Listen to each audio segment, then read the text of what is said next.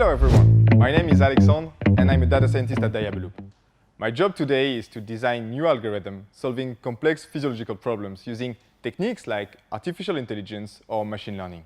I was still at school when I realized that artificial intelligence could be very useful in order to help physicists take better care of patients in lots of ways. By working with a psychiatrist, we designed a tool to help him better diagnose some high-risk patients that could harm them or others. And I was actually amazed with how mathematics and statistics were able to better treat or even maybe save some patients. Since then, I knew I wanted to work in the healthcare industry, trying to help and have an impact on patients' life. So you might wonder, what is an algorithm? And it could be resumed as just a list of instructions to do in a certain situation. This is actually what happens to patients when they decide to send a bolus in the case of hyperglycemia. The situation is hyper, the decision is bolus. You give more information like the blood glucose level, have you been eating before, and you will probably take a smarter and better decision. And all the decision process in your head is what is called an algorithm.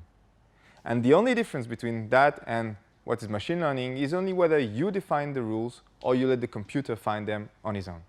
But either way, you can influence your algorithm based on the objectives you try to achieve. Listening to patients and understanding really the physiology behind diabetes, we focused a lot of our development on preventing hypoglycemia. Because we know that today it is the major concern of patients and the biggest interruption in their lives. The idea is to add lots of layers of checks and safety, always wondering if the insulin proposed could harm the person. Then we looked at what were the two biggest events in the daily life having impact on glycemia, which is meals and physical activity. And we tried to simplify those as much as possible.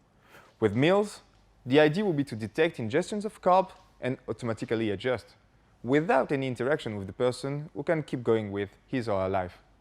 And with physical activity, we know that the impact not only is right now, but it also have an impact until the day after.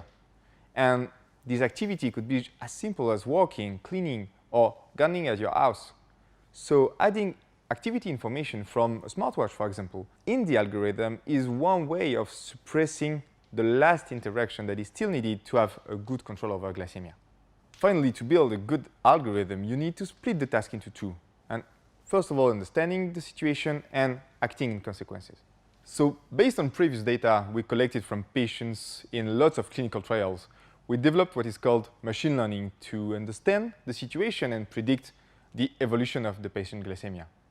Seeing lots and lots of data, the algorithm actually learns, like, okay, I saw previously in this case when glycemia is rising, but we already sent 2 units of insulin 10 minutes ago, then glycemia will drop and hit this level in 30 minutes, for example. And we need to be sure that the algorithm really understands the situation, because the decision then is so important.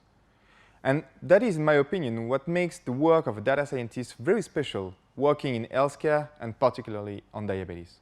Concerning the acting in consequence part, I leave that for a future episode with me or one of my colleagues.